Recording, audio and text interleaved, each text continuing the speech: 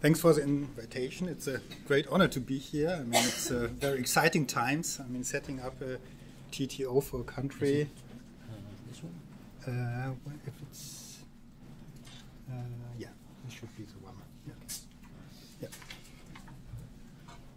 And as Jane has already said, TTO is one of the most interesting parts in industry politics in a way, and it really can shape the future of a whole country in a way.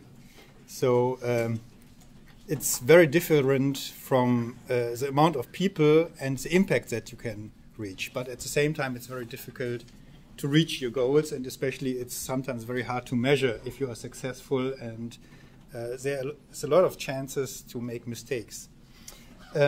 Since most people probably don't know really what Max Planck is, I will lose a few words on Max Planck. So our mission is this research at the frontiers of knowledge.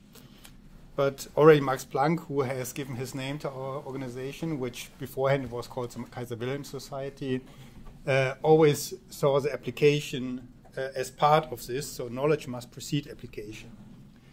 And in fact, the Kaiser Wilhelm Gesellschaft was founded by the industry. And it was the industry that said, we need basic research to get innovation. So the industry already more than 100 years ago had the idea that the industry alone is not sufficient to generate the innovations that you want to have a sustainable growth. So the advancing innovation and interdisciplinary research, that's how we do our basic research, especially this interdisciplinary research. It has to be always this excellence. One point that's very important for the Max Planck Society and which makes it a very unique place for doing research is when you're hired, you get the budget for the rest of your life. So you never have to apply for a grant again. So that's a very unique and peculiar situation that you will never find anywhere else in the world, as far as I know.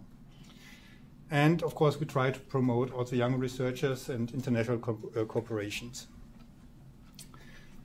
We were complementary to the university, so we do not want to supplant them. It's always focused on basic research, knowledge-driven, but open to application. And Peter Gruss, the former president, said technology transfer is not our mission, but our responsibility.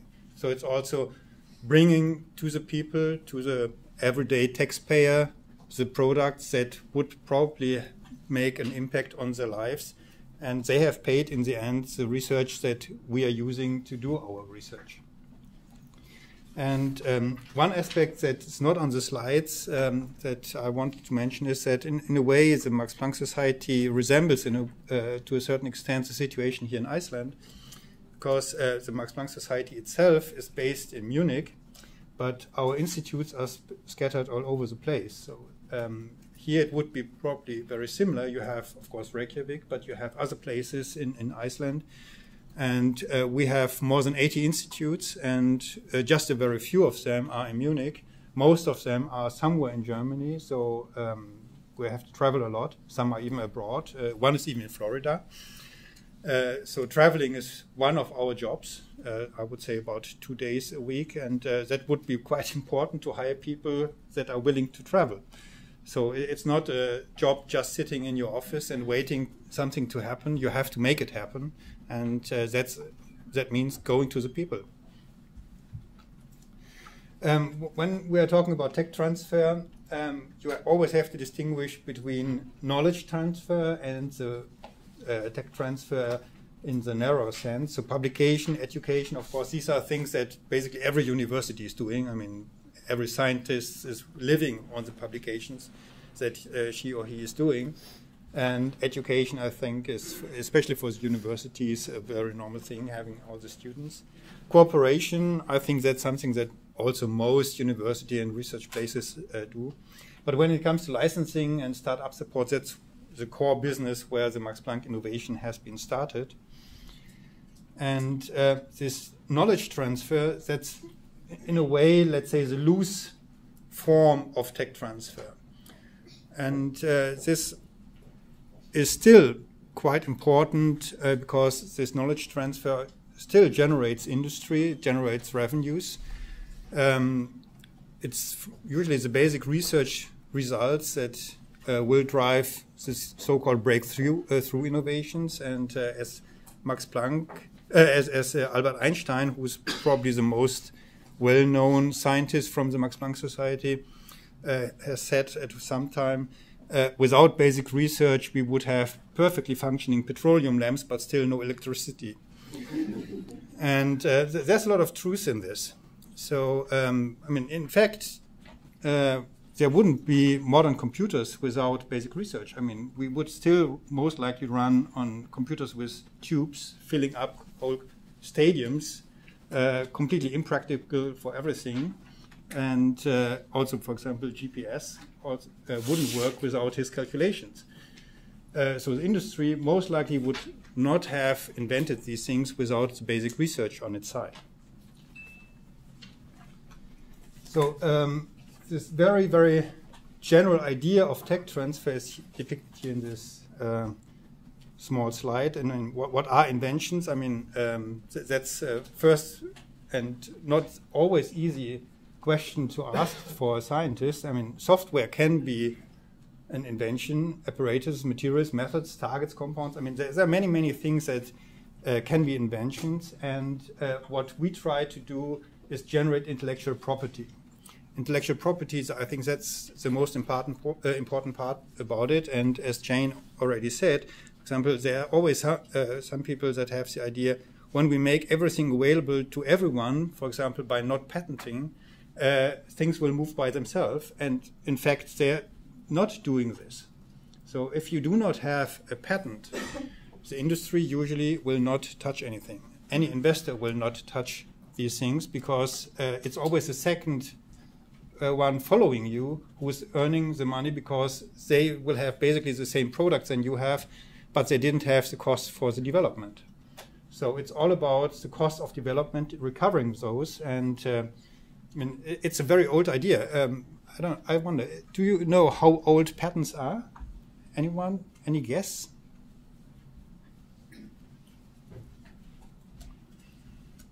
I guess you mostly would think probably 100 years, 200 years or so. It's 3,000 years.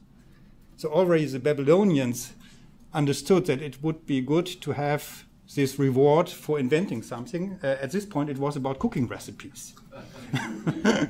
Because there was a Babylonian king who obviously was very much into eating, and he liked to have always new dishes. And then he said, okay, if a cook invents a new dish that I like, he or she will have, I think it was always a he at this time, I don't know, will have, I think, for 10 years a monopoly on this dish. So, and another thing that I want to point out, and I pointed it out a little bit beforehand, so it's not this one-way road. From the industry, when you apply this, data will come back to you. So, and that's very, very important for the scientists to understand. So it's not just giving away your baby, which sometimes is very hard for a scientist, but it's also getting back information, so probably having a daughter-in-law, a son-in-law, and that's very important to boost your career. So to the Max Planck Innovation, a very few words. So we are a 100% subsidiary of the Max Planck Society. We are a GmbH. The Max Planck Society obviously is a non-for-profit organization for tax reasons. We are a GmbH and a 100% subsidiary. And we are financed by the Max Planck Society, and we return our income for license agreement and so on to the Max Planck Society. So we are not living on what we earn, so it's all transferred to the Max Planck Society. We've been founded already in 1970, so we are, I think, in Europe, the oldest tech transfer organization. We never had this professor's exemption, and for example, in the US, this also changed in 1980 with the Bayh-Dole Act. So the Max Planck Society always owned the IP. So that was from the beginning on, so since 1911, when we've been founded as a Kaiser Wilhelm Society. And before 1970, we had a very similar situation probably as you have here, because all the institutes basically manage their tech transfer by themselves. And this doesn't mean that this can't work. So of course you have the situation where single institutes did pretty good deals. And in fact, the biggest deal for the Max Planck Society was before we have been started, that were the so-called Ziegler-Natta catalyzators, and the Max Planck Institute, the Max Planck Society made more than 1 billion in revenues just for this license. So that was a very, very big license. And that was from one institute. And still, even though there were successes, they figured out it would be much better to have a centralized TTO. And the aspect behind this is having critical mass. I think critical mass is one of the key essence for a working tech transfer. You need lots and lots of projects to do. And it's not only because most of the projects will fail and you still want to have some successful projects. Another aspect behind this is that you want to build up knowledge, you want to build up know-how about these projects. You have to understand, as a TTO manager, what this project means, what is the application in industry, and so on. And if you have only a very few projects, most likely each project that you will have is a completely new one to you. There's no way that you can learn because it's so scattered. You have here one from, let's say, IT, there's another one, let's say, in cancer therapy, another one in green tech, whatever. And so it's very hard to build up the specific knowledge that you would like to have to support the scientists optimally. So you need many projects. So we do basically everything which is related to, or almost everything which is related to tech transfer. So we do the information for the scientists about the aspects of tech transfer. We advise the scientists in patentability and economic potential on inventions. That's very important because I mean, you can have an invention in the, let's say, in the view of the scientist, but still it might not be patentable. And even if it's patentable, it doesn't mean there's economic potential behind this. And for example, when we come back on this for metrics, often, especially politicians, like to have these metrics numbers of patents. And one of our jobs is to kill patent applications. We don't want them. We only want them if we are convinced that we can license them. Only then it's important to have a patent. Because, I mean, we can easily generate 1,000 patents a year. But for what? It's just costly. So you have to make sure that you understand the industry and you have to have some kind of a gut feeling of the economic potential. And then it comes to telling the scientists sometimes bad news that might be probably worth a Nobel Prize, but it's not worth trying to get a patent. Then we assign external patent attorneys, very important, external patent attorneys. I mean, usually we have as much in-house as possible, but for a research organization which basically covers everything from astrophysics to neurobiology to social rights and legal aspects in the world, there's no way that you can have everything in-house, all the knowledge that you would need as a patent attorney for a specific project. So we have external patent attorneys. We search for licensees worldwide. And I will come to this later again. I mean, as Jane already made clear, marketing is very, very important. So no one in the world, and that's also hard to accept for many scientists, no one in the world is interested in any technology. No one. The industry or a person, whatever, has a problem and they're interested in the solution of a problem. And which technology you are using, they don't care. They have no idea. So for them, the ideal situation is a black box. So what you have to have is a knowledge, what are the problems in the industry, and can we solve this problem? And you have to explain usually to these people why you are able to solve their problem. Only then you will be able to license whatever technology that you have. So we go negotiate and conclude options and license agreements if we have found people that are interested in our stuff. That's something that we have to have in-house, very important. So you have the legal knowledge about these kind of things. We support negotiation and collaboration agreements. That's together with the MPI Central Administration. If you are setting up a TTO here from the scratch, we would definitely advise to have this also at the TTO side. So for historical reasons, that's split. We definitely are convinced that this should be in the same house or in the same department. We consult spin-offs, and then we manage the spin-off portfolio of the Max Planck Society. So that's how we do this. There are some things here that are just the way they are for the Max Planck Society. We have the managing director and the general manager. Of course, I mean, this can be in any way you want to have it. What is important to have patent and licensing and spin-off support separated in different people, simply because the startup managers should support the startup and be more on the side of the startup, and the licensing manager has to have the role. What is the interest of the Max Planck Society? How do we get royalties? How can we get shares in the companies, and so on? So these are different roles, and this is always very important to understand who has which role in this game. And when it comes to patent and licensing, we are at the moment having these tasks in one person. If possible, of course, this will take a lot of discussions with other people in the Max Planck Society. It would be probably a good idea to separate patenting aspects and licensing aspects. So licensing would be, in industry, the classical aspect of business development, and patenting is a process which is, to a certain extent, in a different way, and it's also a different mindset. So patenting is a very formal aspect. The people who take care for the patenting aspect should always be under, let's say, the supervision of the business developer, because a business developer has to define what aspects do they want to have in the patent. But taking care for all these formal aspects involved in the patenting process is basically just taking time away. So, essential ingredients setting up a TTO. And here, redundancy is sometimes very, very important. Patience, lots of patience. So this won't happen overnight. This won't happen in 5 years to be successful. So even 10 years is nothing. So we have had our first positive year after 20 years. So we started in 1970, and the first positive year was 1990. Since then, since the last 26 years, we are cash positive, but 20 years. So it's a long time. And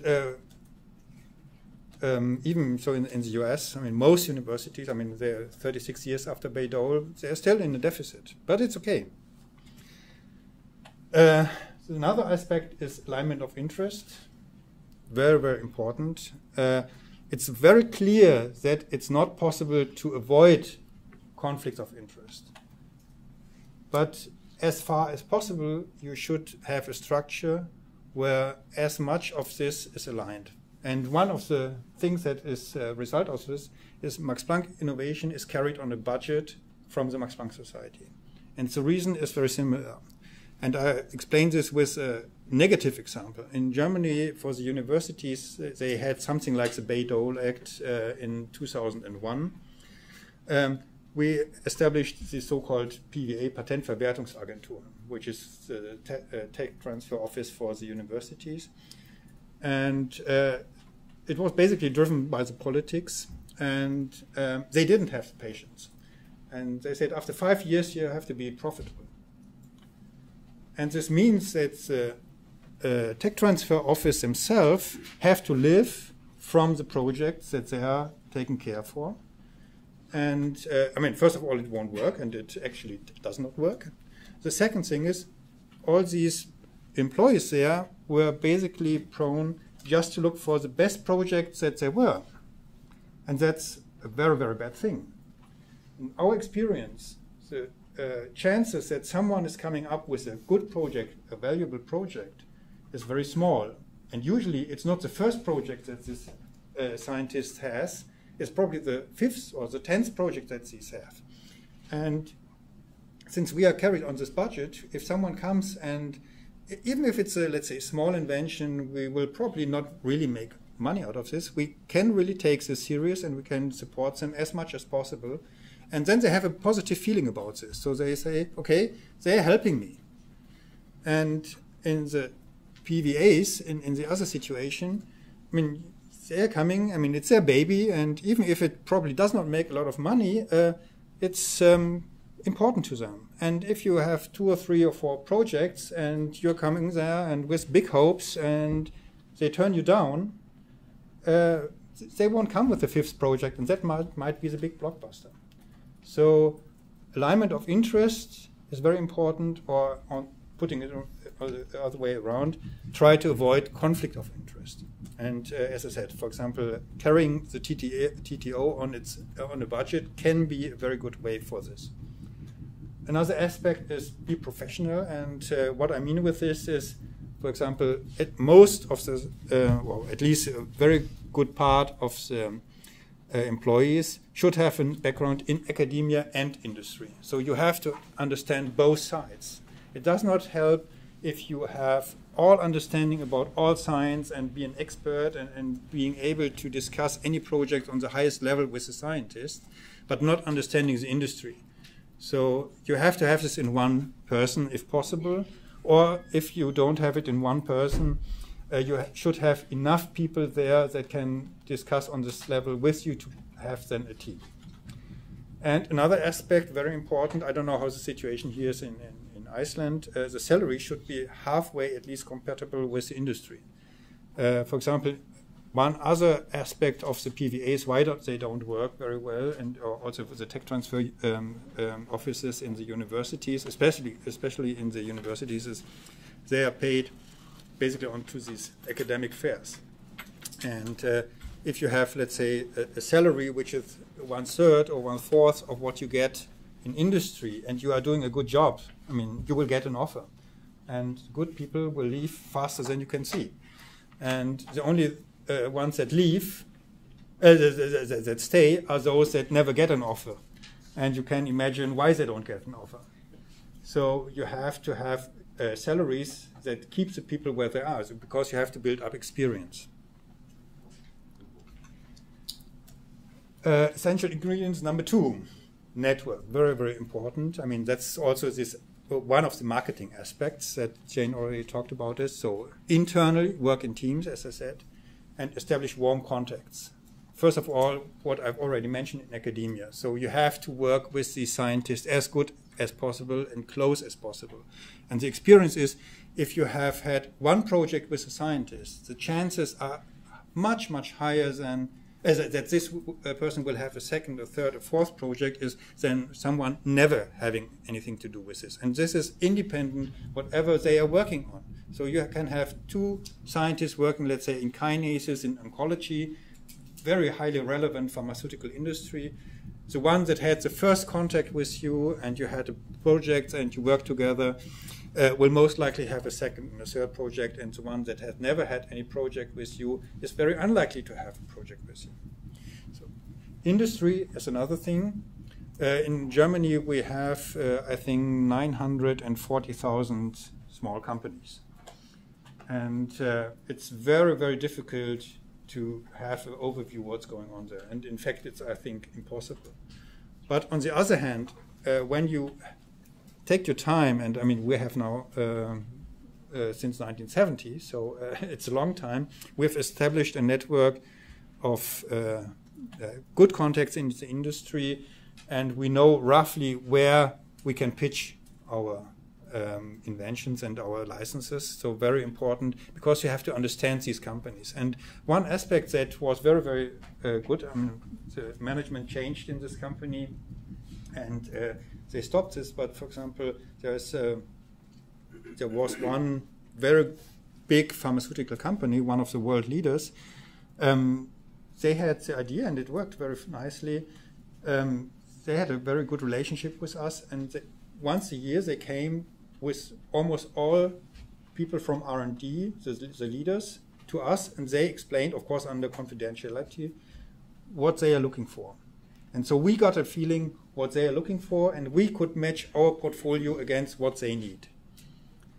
So that would be, for example, one example how you can manage this networking. Warm contacts in venture capital, another thing is, because I mean, venture capital, I worked in venture capital myself for a while, and I had about 500 business plans per year that I would read. And it was clear that, I mean, you have to get rid of as many as possible. I mean, 90–95% within 30 minutes.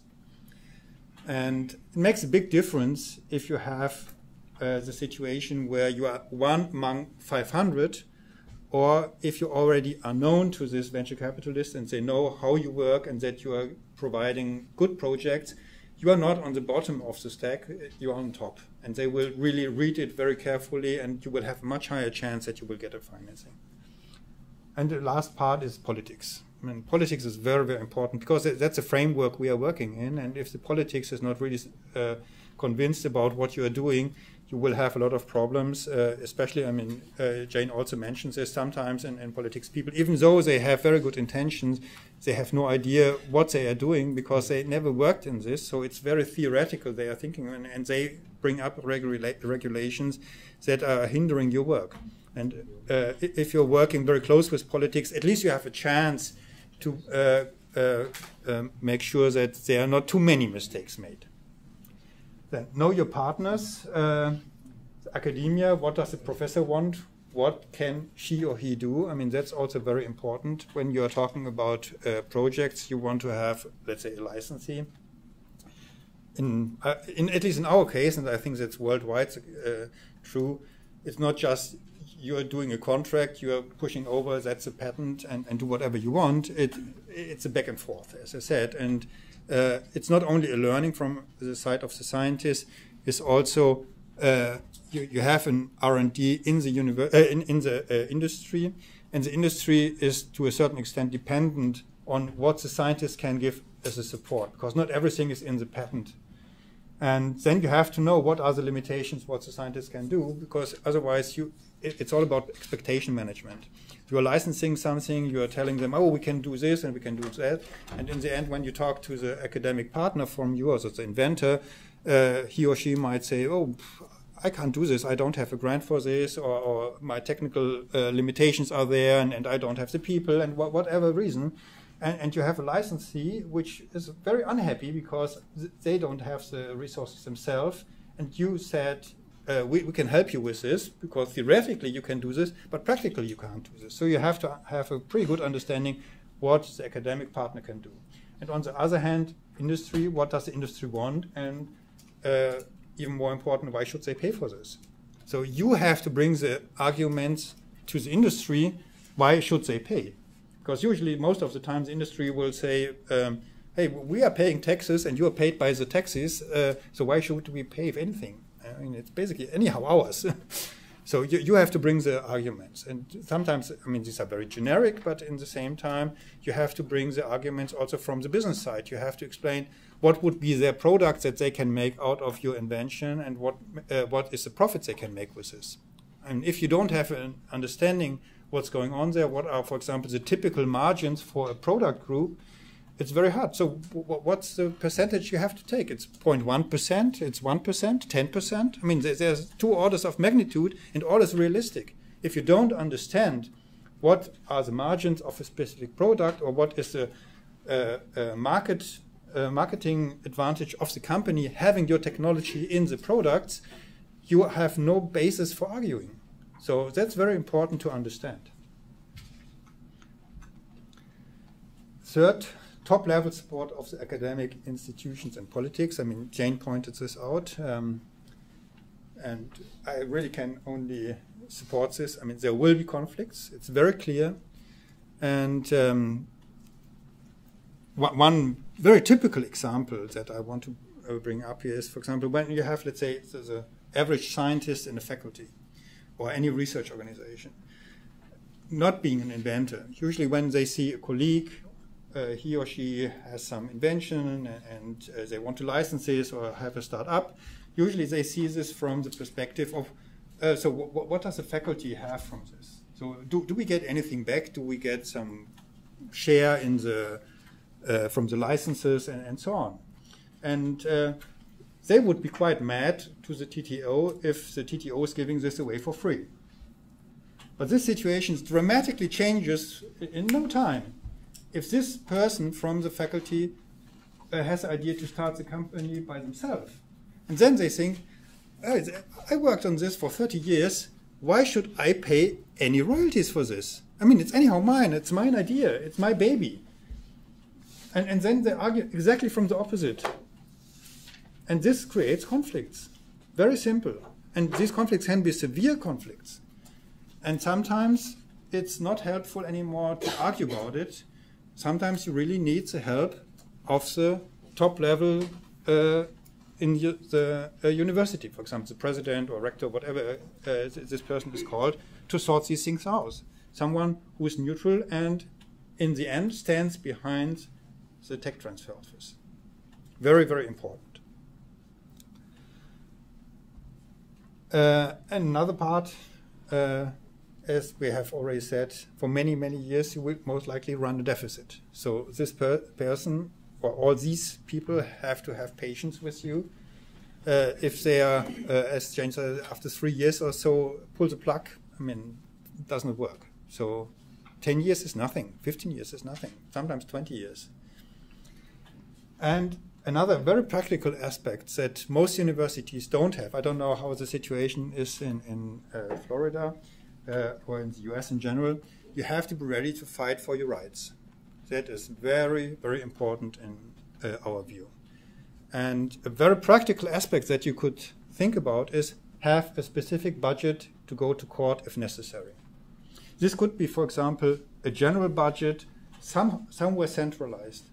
And the point is behind this, you most likely will never ever have to touch this, but you have to have it in the back to show it to the industry. And in fact, for these so-called Ziegler-Natta catalyzators, where we made more than $1 billion in revenues, we had to go to court.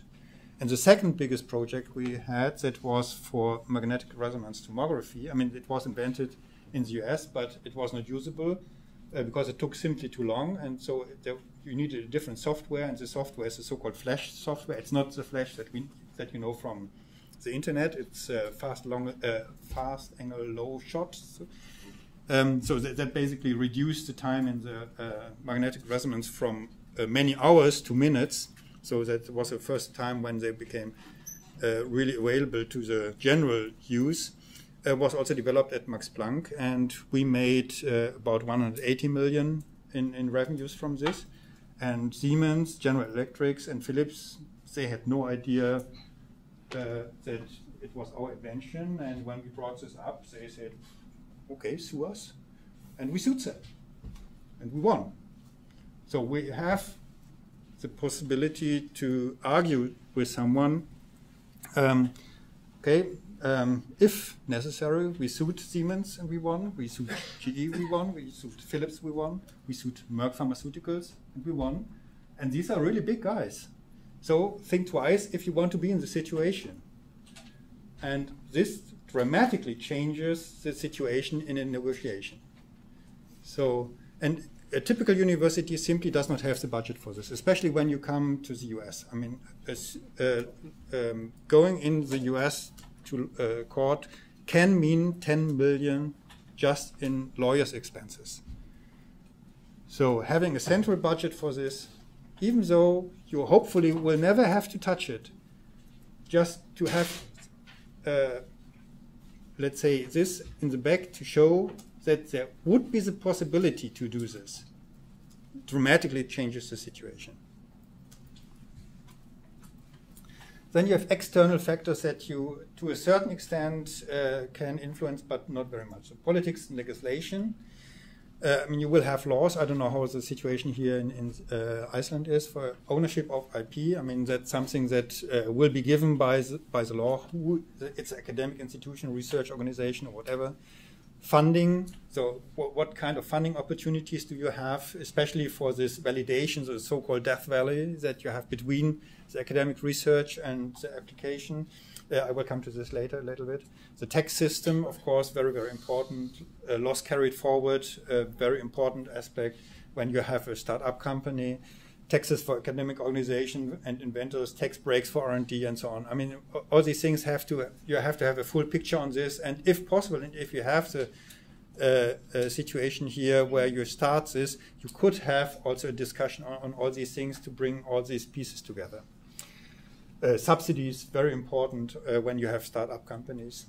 Then you have highly qualified patent attorneys. I don't know how the situation again is in Iceland, but that's very, very important. For example, we are working with a shortlist of about 100 patent attorneys for most of our projects. And the reason is because we are so diverse. And I mean, the diversity you will most likely also have here in Iceland. So you need this good amount of people that are very qualified. And if you don't find them in Iceland, probably it's really okay to have patent attorneys somewhere abroad. I mean, of course, it's always nicer to have them very close by. I mean, if you can't meet personally without creating tremendous costs, it's difficult. But a patent application that's not written very well is an expensive patent application, and you will most likely never get any money from this. So that's very important. I mean, a patent application has to have the highest standard. I mean, that's basically what you're selling. Expectations and capabilities of the industry. I mean, that's something I have no idea how the situation here in Iceland is, but I can, let's say, at least give my view on the situation in Europe and to a pretty good extent also for the US. One aspect is regarding the degree of validation for a technology to license, and this basically is no comparison to, let's say, to the situation 30 years or 20 years ago. So basically all industry is cutting down their R&D. So on the other hand, this means the validation degree for your research or for your technology has to go up. You have to understand the regarding of the skills and the resources of the R&D department. So that's something that there's no way that you can influence this. You have to live with this. I mean, it does not make any sense, for example, when we have this situation or the discussions with politicians and they say, oh, but the industry, they will make money from this, so they should invest in R&D. But we can't influence this. I mean, it's very simple. The industry is the way it is. I mean, it's not a wishful thinking. I mean, you have to live with realities. And so if the reality is that the R&D departments have less and less capabilities in industry, you, on the other hand, if you like it or not, have to make it the way they want it. I mean, otherwise you can't sell it. Very simple. It's an external factor. It's not under your influence. And also the politicians have to understand this. Another thing, serial entrepreneurs, I mean, that's a resource for you. I mean, you can somehow influence this a little bit. But when you're talking about startups, of course, it's very, very important to have a network of serial entrepreneurs. In the US, that's something which is very, very well developed. In Germany, it's completely underdeveloped. So if you can help to generate these serial entrepreneurs, the people that already have started 1, 2, 3, 4 companies, and they are willing to start another company, these are the people that you want to have. But that's, again, something that's not your staff. I mean, that's basically from the outside. Venture capital, I don't know, again, here in Iceland, if you have your own venture capital or if you have to tap basically European or US venture capital. In Germany, it's very, very difficult for IT. That's the only situation, or the only industry field where you have a pretty good amount of venture capital around. For all other technology fields, it's very, very tough. In the US, it's very easy, or much easier than in Germany. UK, for example, is also okay. So venture capital situation is something that you can't influence, and you have to deal with this. And you have to deal with this, for example, also when you talk to the politicians. Again, for example, this validation aspect is very important about it. Terms and conditions for VC, and so these aspects will always influence the work that you have. It will influence your success. It will influence also how you should work. For example, terms and conditions of a VC. I don't know, most people probably have never heard from you about liquidation preferences. That's a typical clause in a venture capital contract. This means when they invest, they will get money before everyone else is getting money. And when I started in venture capital in 2001, this was basically not the case in Germany. So there was no liquidation preference, and if an academic organization had a certain percentage in a company, they could count on at least some money would come back on the percentage that they had in the company. With this start of liquidation preferences, this changed. So when you would have this so-called common stock, and you would have an exit, let's say, even when it's a nice exit, let's say 200 million, does not necessarily mean that a single cent will get into your pockets because you have these common stocks. Because you have the so-called preferred stocks that gets this liquidation preference, and it changes. So these are all external factors that you have to understand. You have to understand them well, and you have to adopt to these things. So external factors you have to adopt to, internal factors you can stir. So very simple. When it comes to one external factor, which is probably the most important one, that's again this time scale, this patience. And I just put up one example in here, which is one of our most successful projects that we have, which is a drug for cancer, which is called Sutent. So this was developed by Axel Ulrich, that person that I've already mentioned. So basically the grandfather of this kinase therapy in oncology already in the 80s. And then in 1991, they started a company in California, which is called Sugen. Actually, it was very successful. We sold it for 600 million, so that was a very successful project. But even though, when you look at the time scale, I mean, it's a successful project. It came to the market and helped a lot of people. And again, coming to your question, what does scientists have? That was one big moment. We have these so-called section meetings where, for example, the biologists meet in the Max Planck Society, and especially biology, they were always very reluctant, as I said, for industry. And people were, let's say, having very critical aspects about licensing and starting companies and so on, and especially to the address of Axel Ulrich. And he said, so, you know, of course, I don't know, maybe it will bring me a Nobel Prize, who knows, but maybe not. But on the other hand, I have a drug here. I mean, at this time he didn't have the drug, it was in clinical phase 3. But we already have a clinical phase 3, and there's a little girl, it's 4 years old, and she had cancer. And she survived because of my drug. And do you want to tell me that your papers are more important than the life of this little girl? And this ended the discussion. And it made a big difference in the section. So it's not only about money, it's also about the life of the people. So, but coming back to this, so we're very successful, but it started as a company. I mean, it started as a project in the 80s. It started as a company in the 90s. And in 2006, we had the approval. The first really revenues we had in 2008. Let's say it's from 91 to 2008, that's 17 years, the time difference. So that's what you're talking about. It's a successful project. It will bring a lot of money, but it's not happening in 2 years, 3 years, or 5 years. Patience. Patience is very important. So here are the sales. So it's at the moment about 1.2 billion in sales. Another aspect which is very important when it comes to patients and support that I've already mentioned, every patent costs. So in the beginning, it's just a sink of money. Very simple. And as I said, our responsibility is also not to file patent applications where we have not the faith that we can license this. And when you add all these different aspects together, it's in the first 10 years, it's more than 50,000 euros. And I mean, you always hope to license a technology, let's say, within the first 2 years, where you are in the range of, let's say, 5 to 10,000 euros, sometimes 15,000 euros.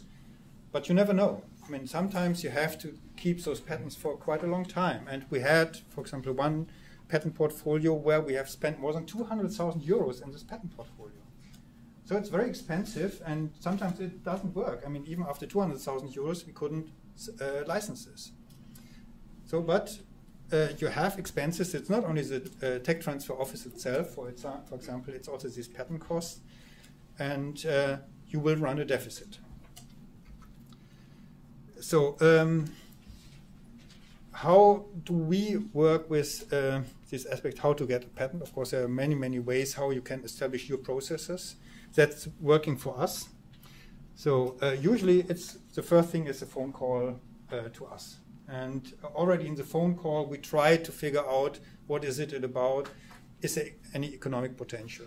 And that's usually where we make the first decision, do we really want to have a patent application or not?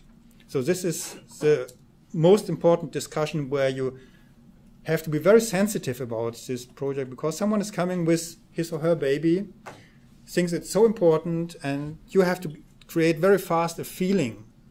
Is it worth a patent application or is it not? And our goal is to have no patent. So we have to be critical. We have, so advocatus diaboli. We have to ask all these nasty questions. And people don't like it very much.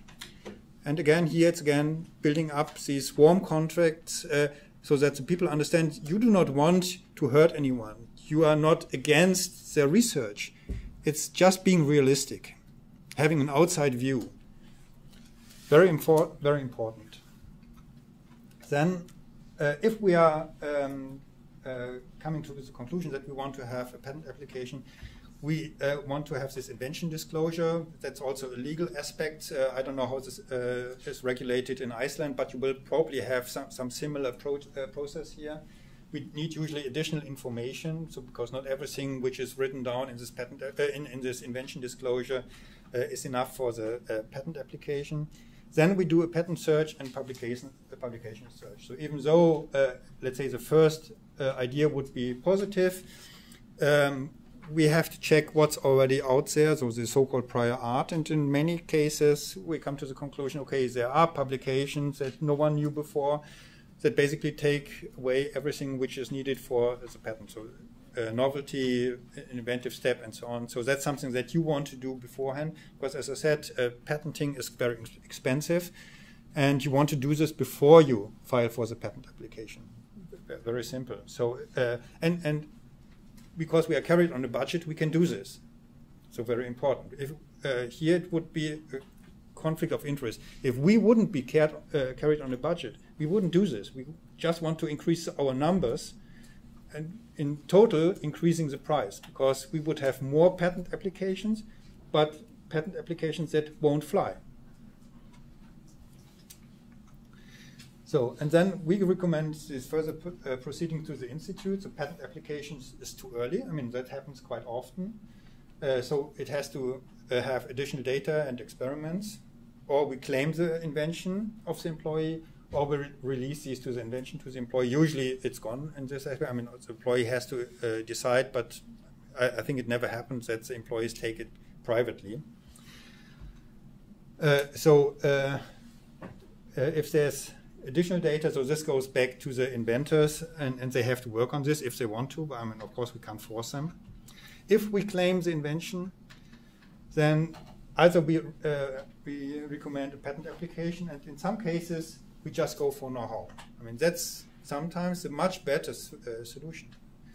You do not have to have a patent in any case. So know-how can be a very, very valid thing. For example, when you have a mouse model or a cell line, there's no reason why you should have a patent application on this or a patent on this. Usually you can sell this just as it is. And we make pretty good money out of these. I mean, we have some mouse models where we can sell those as a know-how to the industry, per industry for 80,000 euros. So, I mean, it's not the multi-billion-dollar business, but if you have sold, let's say, to 10 companies, it's 800,000 euros. So that's substantial, and without any patents behind it. So if we have the patent application, this is organized by Max Planck Innovation. As I said, we work especially with these external patent attorneys. But the payment is done by the institute. I mean, that's something that you have to decide also in the process when you discuss this, who's going to pay for this. I mean, there are pros and cons, and there's no way or no simple way where you have all the pros and no cons. For example, when it's paid by the institute, so to say in a way also by the researcher, they won't, at least they will listen to the argument if it's really worth to have a patent or not. If it's not paid by them, they always want to have a patent. And so you increase the costs. On the other hand, if you have everything done by the institute, and the institute, for whatever reason, has a shortage in money, you might have the situation where you want to have a patent as a tech transfer office, but they can't afford it. So it's a give and take. So you have to make up your mind how you want to organize this. Probably you can also mix this in a way. But it's a very important question. Who is paying for this? Very important question. And so after we have a patent application, hopefully, or know-how, we market this by Max Planck Innovation, so it's licensing existing companies or startup. And sometimes, for example, some softwares we market directly by the Max Planck Innovation. And then the license income is split roughly 1/3, 1/3, 1/3. So the Max Planck Society is getting 1/3, bringing this back into the research that they are doing. And since the institute is paying for the patent application and patenting and all these things, they are getting a little more. So instead of 1/3, they get 36.7%, and the inventor, who is basically just getting the money afterwards, but otherwise just doing the job, instead of getting 1/3, it's rounded down to 30%. So 30% goes to the inventor. And when you look at, what does it mean legally? I mean, for example, as a TTO, you have to have an overview how you want to set this up. For us, this means the rights to use the patents are provided by the Max Planck Society, because the patent ownership lies still by the Max Planck Society, not by Max Planck Innovation. We do the license agreement on behalf of the Max Planck Society, but we can sign it by ourselves. So that's also very important, and we always would suggest to you that you have a situation. 2 minutes. Yeah. So these license agreements, these contracts, I mean, this I will basically skip. This is what we have in, so you can see this in the presentation that is handed out.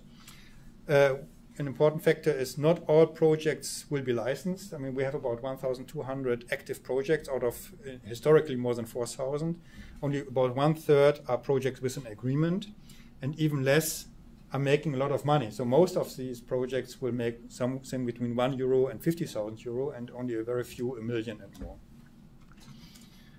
You have to work internationally, very important. I mean, also for us, I mean, our biggest part of our income comes from the US, not from Germany. And the license income by products, in our case, is pharmaceuticals and devices. But yeah, as I said, it can be big money, doesn't have to be. So Ziglanata, we made more than $500 million, more than 1 billion in Deutsche Mark. And for example, with Flash, it's more than 180 million. And this spin-off, so that's something basically I skip, where we have basically all kind of different advices that we give to the support. And the last aspect I want to focus on in a few minutes is this, the big but in technology transfer. And I think everywhere in the world you have the same situation. You have this so-called innovation gap, validation of the projects from academia are usually not high enough for the application industry. And you need systems where you can bridge this. So you need some special funding and structures where you can bring these projects from academia to the needs that the industry has. And not only the needs, also the possibilities that they have. And what we have is that the industry, or the situation we have, industry and venture capital is looking for this later stage, so product clinical phase 1 or 2 usually. The value of this early technology is going down, and the biotech industry, they are looking for these incubators. So it's a very big change, let's say, in the last 15 years. And what we have, for example, these validation funds, we have a very precise concept that we would like to set up in Germany, but most likely are not able to set it up because of different reasons in politics. They don't understand it. And we have to have, we want to have infrastructure. We have this lead discovery center in Dortmund. I think Einar already knows about this. That's something which runs very, very successful when you talk about pharmaceutical development, and we have an incubator, the so-called life science incubator in Bonn. These are infrastructures that are very, very helpful if you want to bring these things to the industry. Of course, they again costly in the beginning. You have to invest in the beginning, but on the long run, you will get more money back than you have invested, most likely. But it's a bet. No one knows it, but you will only know this after probably 20 years, 25 years. Again, patience. With this, I want to end. There's some more information in the presentation, but as you said, you can download this presentation, so I think you will find some of the answers there. Thank you.